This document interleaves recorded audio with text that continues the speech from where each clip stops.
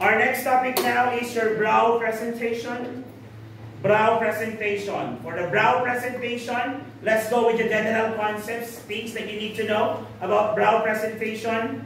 For brow presentation is a malposition wherein this is a relatively rare condition that requires a severe obstetric complication during childbirth. So this occurs when the fetal head is tilted so that the brow, this part here, rather than the face or crown, presents first during delivery. So again, it can be observed only during the delivery process na. Okay? So that is your general concepts of brow. Brow presentation is malposition, the relatively rare, but serious obstetric complication during childbirth. So the fetal brow represent rather than the face or the crown. So crown, dito yan. That's actually your vertex presentation, and that is what we want. Pag face, pwede pa rin naman siya i-deliver through vaginal delivery, but the safest pa rin to deliver a malposition presentation, example pa rin ng face, is to your cesarean section. Unless the presentation is vertex or cephalic, okay, crown. Now, for the challenges of brow presentation, it will cause yung tinatawag nating obstructed labor. So from the word itself, obstructed labor, would you expect now the labor to be longer? Yes, kasi obstructed labor na siya. So obstructed labor can happen or occur wherein in relation to position of the fetus or to the structure of the fetus itself. Like for example, if the fetus is having macrosomia. What is macrosomia? Abnormally large fetus. We will be discussing that in another day or time. Okay, passage through the birth canal. So in terms of passage through birth canal, the primary concern is that it obstructs the passage of the baby through the birth canal. So brow is typically too large an area to fit through the pelvic opening comfortably and can delay or even prevent vaginal delivery. So again, it may lead to dysfunctional labor. Okay, it may lead to dysfunctional labor because of the malpositioning. So it will lead to prolonged labor, as I mentioned. Brow is larger than the other parts of the fetal head. Okay, like the crown and face. Therefore, increases the risk of complication for both the mother and the fetus. So basically, ang main concern pa rin natin dito is dysfunctional labor. Kung maalala nyo, discussions natin with dysfunctional labor, lahat po sila, ang cause are this. Some of the causes are this, okay? Not just because mahina ang contraction, but because the position of the fetus is disproportionate doon sa pelvis ni mother, okay? And when we talk about the pelvis of the mother, pwede din siya maging reason, kaya dapat ang mga babae should have yung ideal pelvis for female for delivery of a child or an infant. What is that again? Your gynecoid. Kaya nga, yun yung tinatawag nating female assigned pelvis. Have you heard of that? I believe that was discussed during your EI&C. Sino lecture sa inyo? Ay, ako din ba? Yes, ang alam ko sila-discuss ko talaga yun. Basta hawak ko. Female assigned pelvis. Then meron tayong male assigned pelvis. Yun naman yung android. Okay, meron naman tayong iba. Yung oblong, meron tayong platypeloid, tsaka sasabihin ko sana obloid. Meron pa isa, platypeloid, gynecoid, android, and basta meron isa. Apat yun, di ba? I forgot the other one, and I'm sorry for that. Okay, my brain is deteriorating. My brain is deteriorating. Sobrang dami ng one. Okay, so tatay siya naman, naabot ako ng 3 araw para pag-aralan ng 6 na sakit. Parang 2 diseases per day. Kaya bagal lang pacing ko. Okay? Ito kasi yung part ng lecture ko na hindi ko masyado na-discuss last year. Kasi nga, ang nag-assume ako na na-discuss na during EINC. Unfortunately, nung nagpa-exam, medyo mababa ang grade sa mga bata. So I felt na hindi ko siya pwedeng ipa-assignment lang ngayong season. I need to discuss it. Kasi nga, feel ko, either tulog ka ng lecture nyo noon, or ginamit mo na naman ang motong past is Past is past. Sige, maport nyo, yun ang gagawin nyo ha. Past is past. Past is past yung grade nyo. Am I right? Okay, proceed tayo. Okay, challenges of the bro. Okay, another second labor is the risk for birth injury. So the baby will possible develop fetal distress.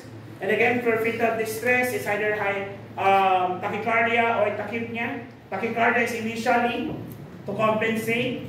Okay, and bradycardia. Okay, kung saan konti na lang talaga yung blood flow or baby is suffering now for hypoxia. This is due to compression of the umbilical cord. Okay, and if in case that you already saw a possible complication of fetal distress, patatagalin mo ba ang labor? O isa ito sa ating laging hinahanap, tama ba? Kaya nga kapag nag-labor ang babae, nakamonitor yan every hour. Do you check for Doppler? They use Doppler every hour to monitor for the labor. Yes. Then on the course of labor, ang baby still 4 to 6 cm pa lang, but the baby is becoming bradycardic. Kailangan mo na bang mag-decide na ICS siya? Yes. Okay? Kasi nga kung hindi siya ICS, take note, it will only take 15 seconds for hypoxia to ruin the child's or infant's brain. And it may lead to a possible complication. And though the exact cause is idiopathic, alam nyo ba na ang cerebral palsy, one of the major possible cause is actually umbilical cord compression. Why? Because it decreases oxygenation to the fetus during the labor process. At isa yan sa tinitignan dahilan kung bakit na-develop yung sakit na tinatawag na cerebral palsy. Pamilya ko sa cerebral palsy, am I right? So cerebral palsy patients are not really mentally retarded patients, but they have problems with their motor movement. But actually, they have clear minds. They can understand you, they can communicate, however, medyo makapal lang. Di ba kung yung sura nila, may kapitbahay kami, we call him Han-Han. Han-Han kapitbahay. Kumpare ko siya kunyari, madalas. Kumusta ka, Kuya? Talaga may remember ka niya. So, pag nag-usap kami, heart, minsan napapasabi siya na, ang hirap ng buhay. Hala, makabatay na lang ako. Gano'n siya minsan. Gilid ng kalsada yung sa amin. Minsan, gusto ko minsan magpasagasa iyo. Pero pipiliin ko yung sasakyan. Alam ka na. Ganyan siya. Ano kaya ko? Ganito kaya. At least alam niya, may idea siya, di ba? Ang pangit naman kasi mapapasagasa kasi hindi pa yung sasakyan. Malamang walang pagbayan. So kailangan piliin mo yung sasagasa sa'yo para at least bayaran mo lang kahit 50 million. So ganun mo itong basta buhay pag highway accident eh. 50 million lang. Okay? So again, requires immediate intervention. Emergency cesarean section na yan. Okay? If in case naman na hindi na CS agad, pwede mag-lead into head trauma. Okay? Head trauma may be forced through the birth canal and significantly pressure, increasing the risk of birth injuries such as skull fracture, nerve damage, yung tinatawag natin cervical palsy, okay, cervical palsy, or cerebral palsy as I mentioned earlier. Okay, cerebral palsy. Iba ang cerebral palsy sa mental retardation na. Okay, kadalasan kasi na-correlate na kapag cerebral palsy, medyo bobo, mental retarded. Nagiging parang ganun sila kasi nga hindi sila na-send to school. Hindi sila napag-aral. Pero kung matyagaan mo silang turuan, actually they are able. Okay, di ba meron mga tayong mga cerebral palsy patient na yung isang Pilipino na ice skater. May isang may cerebral palsy na kapag sa maalala mo kaya. Okay, of course iba yung si Ako Budoy. Si Ako Budoy, ano yan? Pinakasikat na character ni Gerald Anderson. Ako Budoy. Yan ang naging uso yung may malaging teacher din na may cerebral palsy. But it took them longer time to study compared to those who doesn't have any challenge in terms of their motor and cognitive development. Okay? Other obstructive complication is the difficult or problem is your difficult to diagnose. So the unrecognized presentation. Take note na hindi ito basta-basta na na-diagnose or broad presentation can be challenging to diagnose. Misdiagnosed can lead to inappropriate management such as attempting to vaginal delivery using now even assisted devices, like your forceps or suction.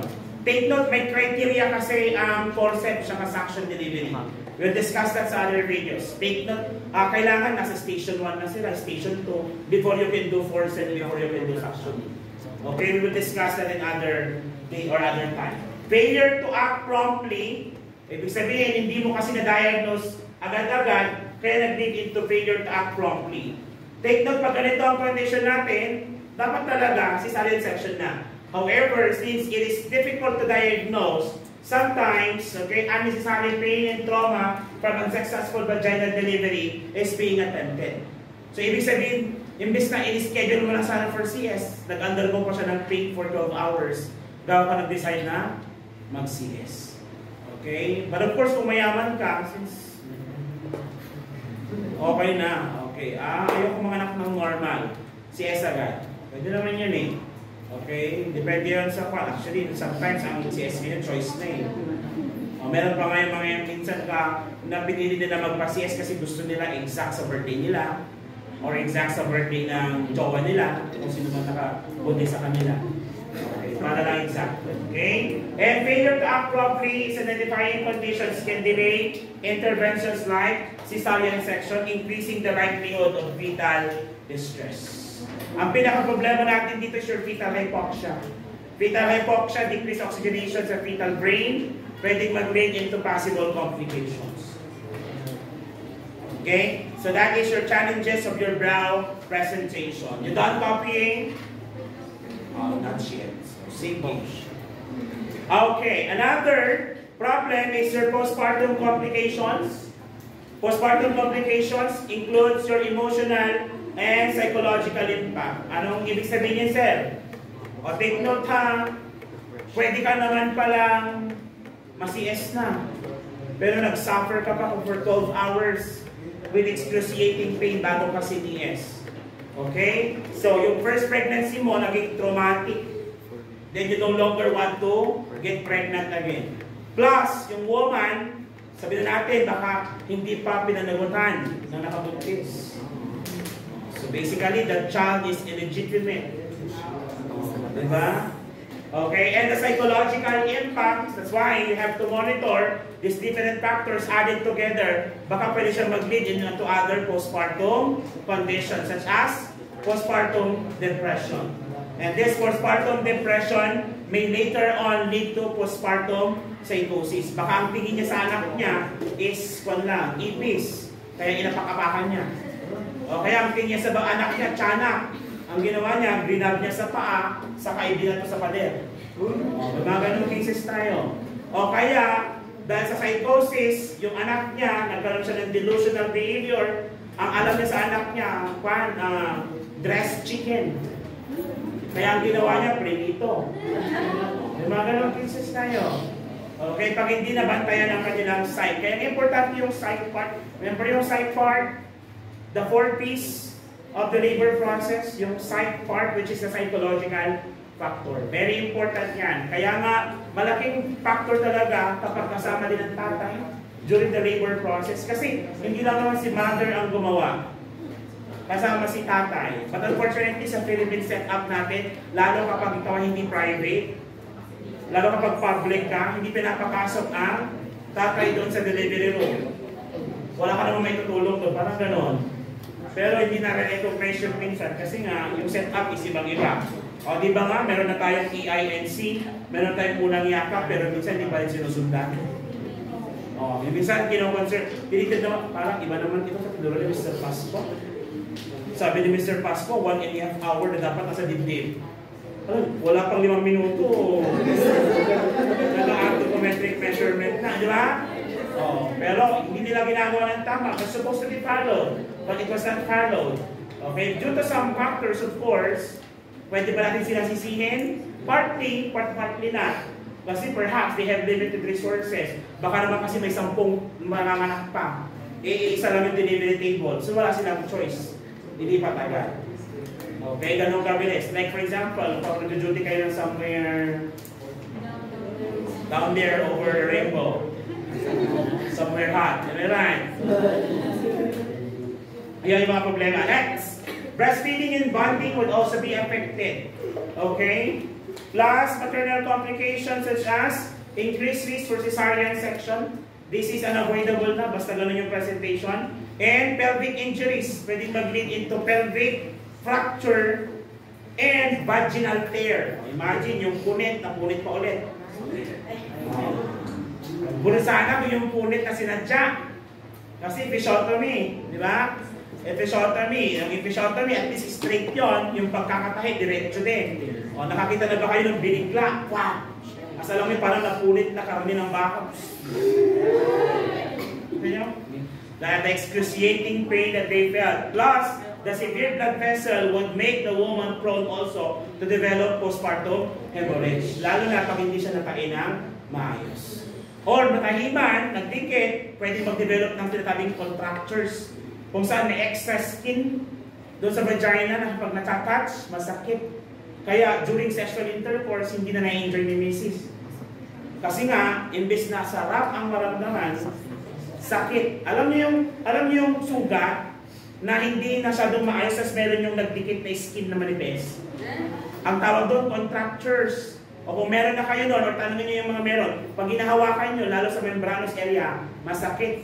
Kasi very thin yung layer na yon, and it contains fibers of nerves. Dahil sobrang nipis doon, matawakan mo lang konti, masakit na siya. O imagine kapag gano'n, hindi natahi ng maayos. Yung mga gano'n, di ba? Yung parang ang bilis na tinahi. Tapos parang nung tignan mo, parang hindi naman na vagina ang itsura. Medyo may excess skin na nakalawit. Yun yung mga problemang gano'n. Pag may excess skin na nakalawit, forever painful yan. So ang gagawin dyan, hihiwain ulit, tapos sakayin pa ulit. Para maayos. Double jeopardy. Kung sana kung sila gagastos, maduro. Minsan hindi naman. Okay? So, ang gawin mo na lang, mga anak ka na lang ulit. Tapos, bago mag-type doc, pakiayos.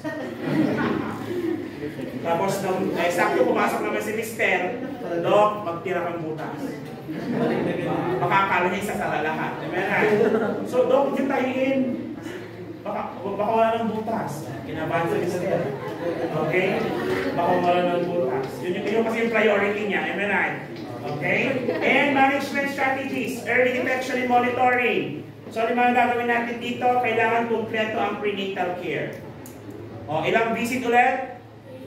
At least 8 prenatal visit. On the 8 to 12 weeks, then on the 20th, 26, 30, 34, 36, 38, then 48. On the 41st week, kailangan niyang bumalik for induced labor or cesarean section pag hindi nag-labor. Use of ultrasound is very important. Tinanong, sir, hindi ba masama ang paulit-ulit na ultrasound? Hindi. Kasi ang paniniwala, especially sa ibang bansa, may mga ganito. Kung nanonood kayo ng mga ER, nanonood ba yung mga series na gano'n? The Residents, the ER House, gano'n. May mga mother na ang tingin nila sa ultrasound ay parang X-ray. It secretes radiation, but ultrasound is not radiation. It's ultrasound. From the word itself, it's a sound. Sound wave na ginagamit. Planning for cesarean section, pelvic vaginal considerations, depende kung ano yung condition ng pasyente. Support delivery if kaya, and pelvic evaluation is necessary. So kung alin man dyan ang pinaka-importanting management, it's the early detection and monitoring. Because once you determine the position and it's considered already as breech or brow or face, alam mo na ang possible course of action na dyan is the delivery through cesarean section. Why go with the agony of pain if in the end, isisiis ka rin naman? So i-schedule mo na lang kung kailan siya mga anak through cesarean section. Yun po yung punto doon. Nakakaintindihan? Kaya very important na emphasize natin sa mother ang consistent prenatal check-up because this will determine or diagnose the condition, hence gives you an idea on what would be the proper interventions or planning that has to be made. Clear? Any question? None. So we're done with your brow presentation. Okay, we'll end on that note.